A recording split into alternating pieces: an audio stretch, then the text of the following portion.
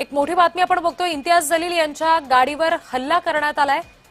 छत्रपती संभाजीनगरमध्ये एमआयएमचेच कार्यकर्ते आक्रमक झाले आणि त्यांनी जलील यांच्या गाडीवर हल्ला केलेला आहे। ही त्याचे दृश्य आपण बघतोय। हे सगळे नाराज एमआयएमचे कार्यकर्ते होते ज्यांनी हल्ल्याचा प्रयत्न केला अशी प्राथमिक माहिती सध्या समजते।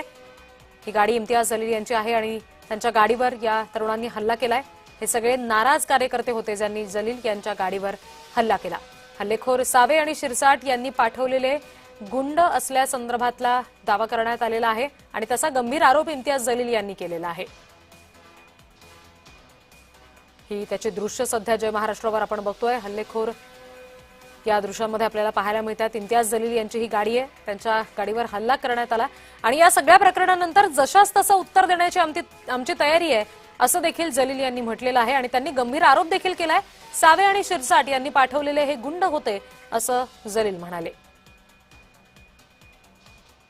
ये जो गुंडे हैं ये वही लोग हैं जो लोकसभा और विधानसभा के अंदर अतुल सावे और संजय सिरसाट के बोलने के ऊपर ये सारा खेल खेल रहे थे। ये सारा खेल जो है उन्हें ऐसा लगता है कि सत्ताधारी पक्ष का हमारे पास समर्थन है तो हम पुलिस प्रशासन सबको अपनी जेब में रखेंगे और सड़क के ऊपर आकर गुंडागर्दी करेंगे करके। तो ये सब चीजें जो है हम पुलिस के ऊपर छोड़ रहे हैं। पुलिस ने इसको अच्छे तरीके से हैंडल करे और अगर नहीं करती है तो फिर आगे की कार्रवाई हम या सगळ्या संदर्भात बोलण्यासाठी स्वतः अतुल सावे आपल्यासोबत जोडले गेलेले आहेत। अतुल सावे, जलील नेमकं काय म्हणाले आपण बघितलं असेल। त्यांनी थेट आरोप केला तुमच्यावर हे तुम्ही पाठवलेले गुंड होते म्हणून। इम्तियाज जलीलने स्वतःचं आत्मपरीक्षण करावं। जे लोकांनी त्यांच्यावर हल्ला केला ते सगळे एमआयएमची मंडळी होती, जे एमआयएमचे माजी नगरसेवक होते। त्यांना तिकीट दिलं नाही आणि दुसऱ्यांना तिकीट दिलं, त्यांनी व्यवहार करून तिकीट दिलं असा त्यांचा ॲलिगेशन आहे आणि त्यांच्यावर त्यांना माहिती होतं त्यांना अटॅक होणार आहे तर त्यांनी पोलीस प्रशासनाकडून प्रोटेक्शन का नाही मागितलं। तुम्ही भ्रष्टाचार करणार आणि नंतर म्हणणार या सगळ्या ज्यांनी त्यांच्यावर अटॅक केला त्यांचं नाव त्यांना माहिती आहे, त्यांनी गुन्हा दाखल करावा ना त्यांच्यावर। ते ॲलिगेशन माझ्या याच्यापैकी एकही माणूस माझ्याजवळ कधी होता का? आणि आम्ही त्या भागात निवडणूकच लढत नाहीये। इम्तियाज जलीलने स्वतःचं आत्मपरीक्षण करावं की भ्रष्टाचार करून जर तुम्ही तिकीट दिली तर तुमचे लोक नाराज होणारच आहेत ना तुमच्यावर। ज्या गुंडांनी त्यांच्यावर अटॅक केला काय मागच्या तिकीट का दिलं मग त्यांना तुम्ही? पण मग अतुल सावेजी तुमचं आणि शिरसाटांचं नाव का मध्ये येतंय? थेट आरोप करतायत ते तुमचं नाव घेऊन। ते माझ्या आरोप करायचं एक तर सिद्ध करा ना की एखादा माणूस माझ्या बरोबर आहे किंवा माझ्या त्यांचा माणूस त्यांचे नगरसेवक ते काय माझे नगरसेवक थोडी आहेत, आमच्या पक्षाचे नाही आहेत, भारतीय जनता पार्टीचे नाही आहेत, ते आहेत एमआयएमचेच नगरसेवक आहेत। पण यांनी दुसऱ्याकडून पैसे घेतले आणि दिल्यामुळे त्यांच्या विरुद्ध आज सगळे नगरसेवक आहेत। ते सगळीकडे त्यांच्या विरुद्ध मोर्चे निघतात, त्यांच्या विरुद्ध सगळीकडे ॲलिगेशन केले जाते। अतुल सावेजी त्यांनी सांगावं ना। जी जी जी काय धन्यवाद ते जी धन्यवाद। तुम्ही जय महाराष्ट्राच्या या सगळ्या संदर्भात बोललात यासाठी।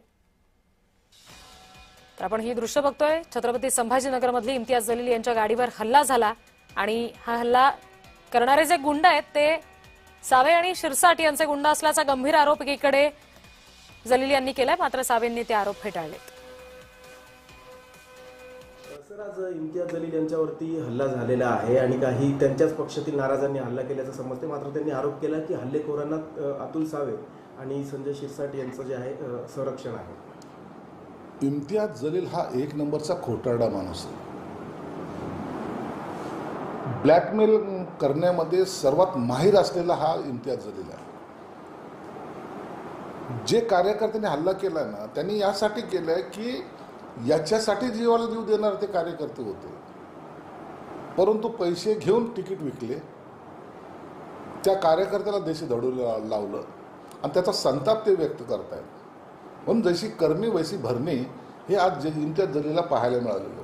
जो शेर आहे रे शेर आहे म्हणायचा ना, त्या शेर आहे आता पळावं लागतंय आणि जनता मेरे साथ है असं म्हणणारा किंवा आवाज असा वाढून बोलणारा आज शेपूट घालून पळताना हे सगळं महाराष्ट्रातील जनता पाहते।